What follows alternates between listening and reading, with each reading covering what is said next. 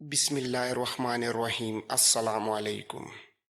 اسی واقعے سے متعلق کوئی حتمی فیصلہ کرنے کے لیے سکندر نے تمام سالاروں کے ساتھ آپ کو بھی فوراً بلایا ہے۔ اس انکشاف پر کریٹس کے پیروں تلے سے جیسے زمین ہی نکل گئی اور بری طرح چونک سا گیا۔ اس نے گہری فکر مندی اور شک کے ساتھ لشکری کی طرف دیکھ کر کہنے لگا، یہ تم ہوش میں تو ہو؟ کیا کہہ رہے ہو؟ میں ابھی خود وہاں سے سب کو ہنستا مسکراتا چھوڑ کر آ رہا ہوں۔ وہ دونوں میاں بیوی سکندر اور بریسین کے پاس خوشی کی حالت میں بیٹھے ہوئے تھے۔ اور تم کہہ رہے ہو؟ کریٹس کی بات ابھی ادھوری تھی کہ لشکری بیچ میں لرزتے ہوئے کہنے لگا، عالیجا آپ کا کہنا 100% درست ہے، لیکن آپ کے وہاں سے نکلنے کے تھوڑی ہی دیر بعد انائتا اور اس کا شوہر سکندر اور بریسین کے پاس سے رخصت ہو کر اپنے خیمے کی طرف چلے گئے تھے۔ انائتا کا شوہر جیسے ہی اسے محبت سے اپنے خیمے کے اندر لے گیا تو خیمے میں داخل ہوتے ہی انائتا اچانک ایک بپری شیرنی کی طرح اس پر حملہ آور ہو گئی۔ اس نے اپنے عروسی لباس کے اندر پہلے ہی سے ایک زہریلا خنجر چھپا رکھا تھا اور خیمے میں تنہا ہوتے ہی خنجر اس نے اپنے شوہر کے سینے میں پیوست کر دیا۔ زہر آلود خنجر کا زخم لگتے ہی اس کا شوہر تڑپ کر زمین پر گرا اور چند لمحوں میں ہی دم توڑ گیا۔ اپنے شوہر کا اس بزدلی سے خاتمہ کرنے کے بعد انائتا نے اس قدر غیر معمولی جرأت مندی اور صفاقی کا مظاہرہ کیا کہ جس خونالود خنجر سے اپنے شوہر کا قتل کیا تھا وہی خنجر ہاتھ میں تھامے سیدھی دوبارہ سکندر کے شاہی خیمے میں پہنچ گئی اور وہاں موجود سکندر اور اپنی بہن بریسین کے سامنے وہ خنجر پھینک کر خود یہ انکشاف کیا کہ اس نے اپنے شوہر کا ہمیشہ کے لیے خاتمہ کر دیا ہے اور اب اس جرم کے بدلے اس کے لیے جو بھی سزا تجویز کی جائے وہ اسے خوشی سے بھگتنے کے لیے تیار ہے۔ یہاں تک کہنے کے بعد وہ لشکری سانس لینے کو لمحہ بھر کے لیے رکا، پھر اپنی بات کو آگے بڑھاتے ہوئے وہ کہہ رہا تھا، اس جرم کے بعد غصے میں سکندر نے انائتا کو تو فوراً ایک الگ خیمے کے اندر نظر بند کر دیا ہے اور اس کے ارد گرد چاروں طرف پہرا لگا دیا ہے، اور اب اس سنگین صورتحال پر گفتگو کے لیے ہی سکندر نے آپ کو فی الفور طلب کیا ہے۔ اس پر کچھ سوچتے ہوئے کریٹس کہنے لگا، کیا مجھے اکیلے کو بلایا ہے یا دوسرے سالار بھی وہاں جمع ہیں؟ لشکری نے تھوڑا غور کیا اور پھر انتہائی ادب سے کہنے لگا، عالیجا میں یہ نہیں جانتا، پر مجھے صرف آپ کو ہی بلانے کے لیے بھیجا گیا ہے۔ جواب میں کریٹس نے کچھ سوچا اور خاموشی سے اپنے خیمے سے نکل کر سکندر کے شاہی خیمے کی طرف بڑھنے لگا۔ کریٹس جب سکندر کے خیمے کے اندر داخل ہوا تو اس نے دیکھا کہ خیمے میں اس وقت سکندر کے علاوہ اس کی بیوی بریسین بھی موجود تھی۔ وہ دونوں شدید فکر مند اور بے حد پریشان دکھائی دے رہے تھے۔ کریٹس جب آگے بڑھا تو ہاتھ کے اشارے سے سکندر نے اسے اپنے سامنے نشست پر بیٹھنے کا حکم دیا۔ کریٹس چپ چاپ وہاں بیٹھ گیا۔ اس کا چہرہ انتہائی سنجیدہ اور کس قدر افسردہ بھی تھا۔ دوسری طرف یہی گمبھیر حالت بریسین اور سکندر کی بھی بنی ہوئی تھی۔ کچھ دیر تک اس خیمے میں ایک خوفناک خاموشی طاری رہی جس نے سب کو اپنی لپیٹ میں لے رکھا تھا۔ آخرکار خیمے کے سناٹے میں سکندر کی آواز گونجی اور کریٹس کو مخاطب کرتے ہوئے کہا، کریٹس، بریسین تمہیں سگے بھائی کی طرح خیال کرتی ہے اور تمہاری عزت کرتی ہے۔ اسی بنا پر جو دردناک حادثہ پیش آیا ہے اس کے فیصلے کے لیے میں سب سے زیادہ اہمیت تمہیں دیتا ہوں۔ یہاں تک کہنے کے بعد سکندر ایک لمحے کے لیے رکا۔ اپنی بات کا تسلسل برقرار رکھتے ہوئے وہ آگے کہہ رہا تھا، کریٹس، اس بات میں بھی کوئی شک نہیں کہ ماضی میں انائتا نے سب سے زیادہ زیادتیاں تمہارے ساتھ ہی کی ہیں۔ اس سب کے باوجود میں یہ سارا معاملہ اور اس کا فیصلہ مکمل طور پر تم پر ہی چھوڑنے کا ارادہ کر چکا ہوں۔ میرے خیال میں جو حادثہ پیش آیا ہے اس کی تمام تفصیل اس لشکری نے تمہیں بتا دی ہوگی جسے میں نے خاص طور پر تمہاری طرف بھیجا تھا۔ سچ تو یہ ہے کہ میری سمجھ میں ابھی تک یہ بات نہیں آئی کہ انائتا نے جس سالار سے شادی کی تھی اس سے محبت کا اظہار کیوں کیا تھا، اس کے ساتھ شادی کے لیے کیوں رضامندی ظاہر کی تھی، اور پھر جب دونوں کی باقاعدہ شادی ہو گئی وہ سالار ایک بیوی کی حیثیت سے انائتا کو اپنے خیمے میں لے کر گیا تو جیسے ہی انائتا کے ساتھ وہ خیمے کے اندر داخل ہوا انائتا نے فوراً اپنے لباس کے اندر چھپایا خنجر نکالا ڈالا اور بےرحمی سے اس کے دل کے پار کر کے اس کا ہمیشہ کے لیے خاتمہ کر دیا۔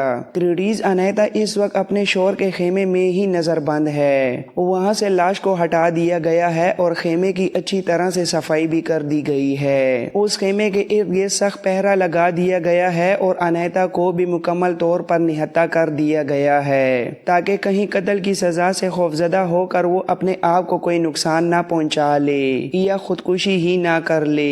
یہاں تک کہنے کے بعد سکندر ایک لمحے کے لیے رکا، پھر اپنی بات کا تسلسل آگے بڑھاتے ہوئے وہ دوبارہ کہہ رہا تھا، کریٹیس، میں نے ابھی تک انیتا کے متعلق کوئی حتمی فیصلہ نہیں کیا۔ اس نے ایک سنگین قتل کیا ہے اور بظاہر اس کی سزا بھی بدترین ہونی چاہیے، لیکن ابھی تک یہ بات واضح نہیں ہو سکی کہ انیتا نے اسے آخر کیوں قتل کیا۔ کیا انیتا اس سالار سے جس سے اس نے خود شادی کی تھی اپنا کوئی پرانا انتقام لینا چاہتی تھی، جس کی بنا پر اس نے پہلے شادی کا یہ پورا ڈھونگ رچایا اور پھر جیسے ہی وہ اسے خیمے میں لے کر گیا اس نے اس کا خاتمہ کر دیا؟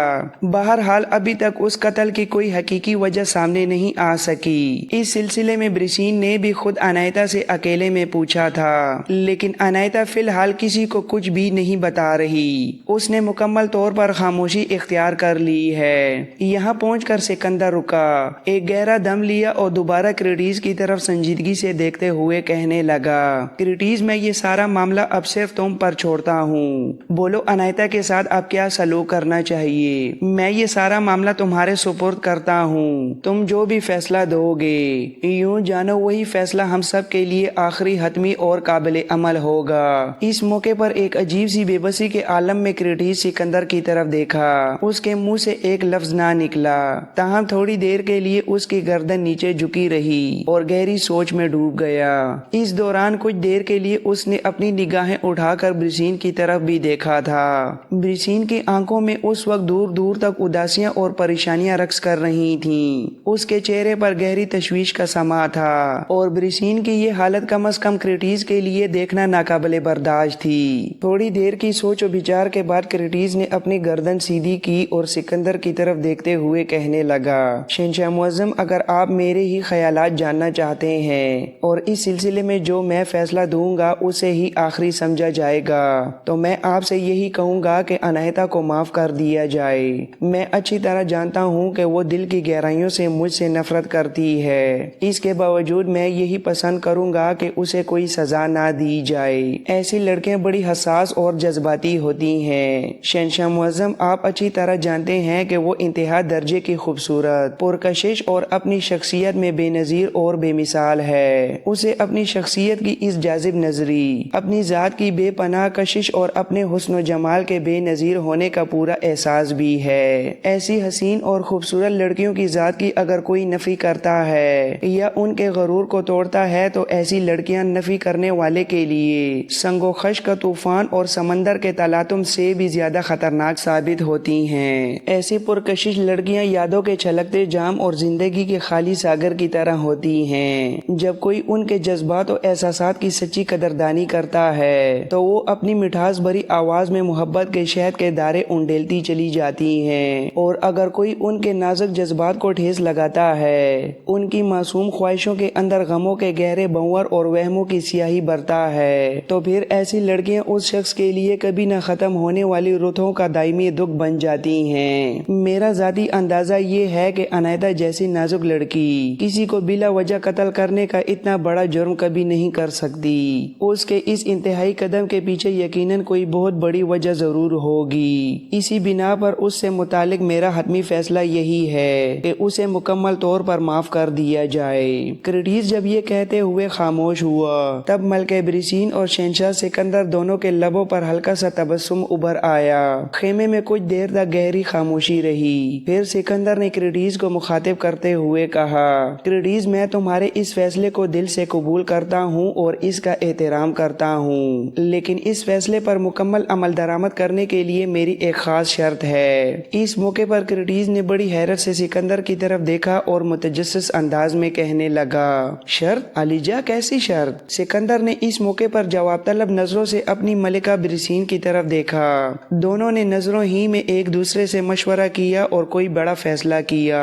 اس کے بعد سکندر نے دوبارہ کریٹیس کی طرف دیکھتے ہوئے کہا، شرط یہ ہے کرٹیز، اگر عنایتا کو اس قتل کے جرم میں معاف کر دیا جاتا ہے تو پھر تمہیں اس سے خود شادی کرنا ہوگی تاکہ وہ مستقبل میں دوبارہ کبھی قتل کا ایسا خونی کھیل نہ کھیل سکے، اور مجھے پورا یقین ہے کہ تمہاری موجودگی میں وہ ایسا کرنے کی جرت کبھی نہیں کر سکے گی۔ سکندر کے ان چونکا دینے والے الفاظ کے جواب میں کرٹیز کی گردن ایک دم جھک گئی تھی اور وہ گہری سوچوں کے سمندر میں کھو گیا تھا۔ خیمے میں کچھ دیر تک گہری خاموشی چھائی رہی، یہاں تک کہ سکندر نے اس کی خاموشی کو بامتے ہوئے پھر مخاطب کیا، کرٹیز میں تمہارے اس فیصلے کو تو خوش دلی سے قبول کر چکا ہوں، پر لگتا ہے کہ تم میری اس شرط کو قبول کرنے کے لیے تیار نہیں ہو۔ سکندر کی بات سن کر کرٹیز چونک اٹھا، اس نے فوراً سکندر کی طرف دیکھا اور سنجیدگی سے کہنے لگا، عالیجا میں فی الفور اس شرط کو قبول نہیں کر سکتا۔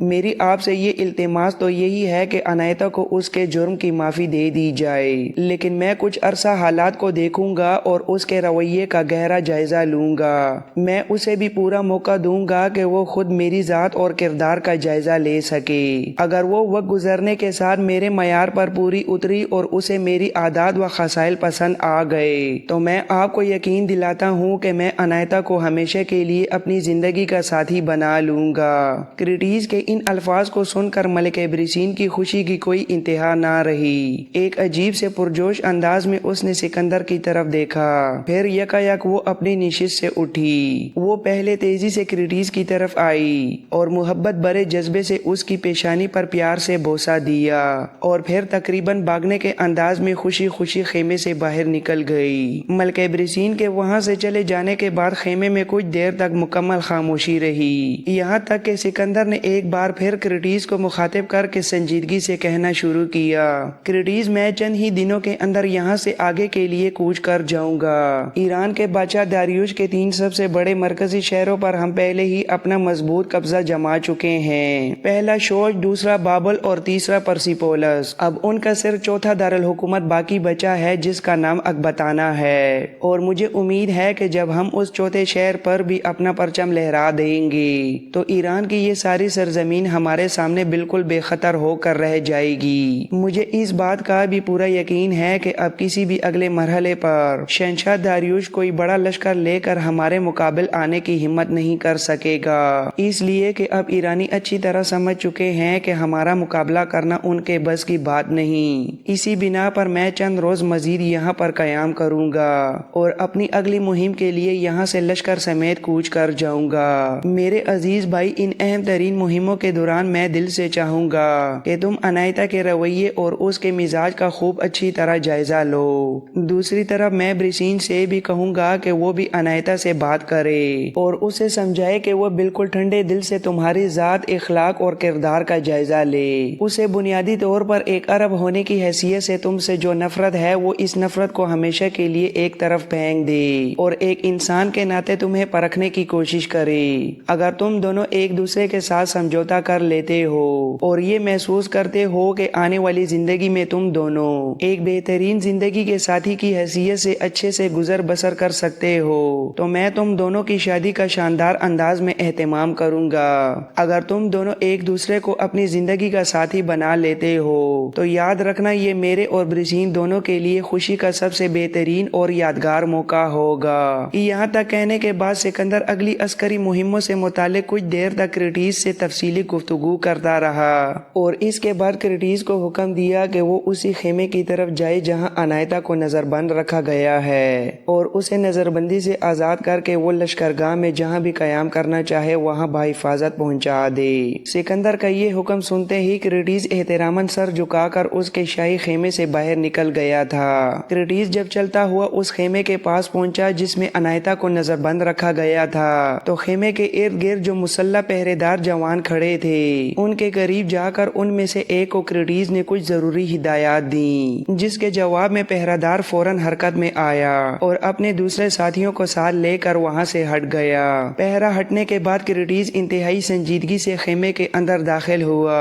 اس وقت خیمے میں برسین اور عنایتا دونوں بہنیں بیٹھی آپس میں گفتگو کر رہی تھیں۔ خیمے کے دروازے پر جا کر کرٹیز رک گیا۔ اسے اچانک وہاں دیکھتے ہی ایک دم جس لگانے کے انداز میں عنایتا اپنی جگہ سے اٹھ کھڑی ہوئی اور اس کی طرف دیکھتے ہوئے برسین بھی اپنی نشست سے اٹھ گئی تھی۔ خیمے کے دروازے پر کھڑے چند لمحوں تک بڑے غور سے کریٹیز نے دونوں بہنوں کے چہروں کی طرف دیکھا، پھر خاص طور پر انائتا کی طرف دیکھتے ہوئے دھیمے لہجے میں بولا، بریسین کی بہن، تمہاری یہ نظر بندی اب ختم ہو چکی ہے اور تم پوری طرح آزاد ہو۔ اس خیمے میں لائے جانے سے پہلے تم نے جہاں بھی اپنا قیام کر رکھا تھا، اب تم واپس وہیں جا کر اپنی مرضی سے قیام کر سکتی ہو۔ کریٹیز جب یہ کہہ کر خاموش ہوا، تب انائتا بڑے غور سے اس کی طرف دیکھتے ہوئے کہنے لگی، جناب، پہلی بات تو یہ ہے کہ آپ کو خیمے کے دروازے پر کھڑے رہنے کی بجائے اندر آ کر ہم سے بات کرنی چاہیے تھی، اور دوسری بات یہ کہ میں بریسین کی بہن ضرور ہوں، پر میرا اپنا بھی ایک نام اور پہچان ہے، اسی بنا پر اگر آپ مجھے میرے اصل نام سے پکارے تو زیادہ بہتر ہوگا۔ انائتا کے ان چونکا دینے والے الفاظ پر کریٹیز نے بڑے غور اور حیرت سے اس کی طرف دیکھا اور کہنے لگا، یہ تو واقعی ایک عجیب انقلاب اور حیرت انگیز تبدیلی ہے۔